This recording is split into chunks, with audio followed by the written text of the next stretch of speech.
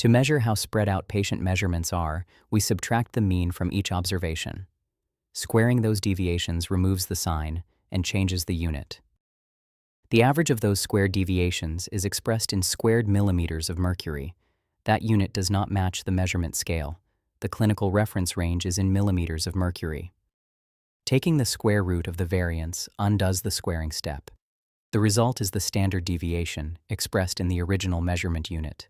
The spread is now in the same space as the patient measurements themselves.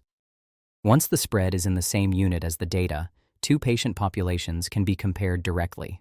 A narrow standard deviation means readings cluster tightly around the mean. A wide one means the population spans a broader clinical range. Two patient populations can have the same standard deviation but different pressure profiles. One may have more frequent high readings. The standard deviation alone does not reveal that. Standard deviation translates variance into clinically readable units, but it is a change of scale, not a model of clinical risk. Characterizing rare events requires going beyond the second moment.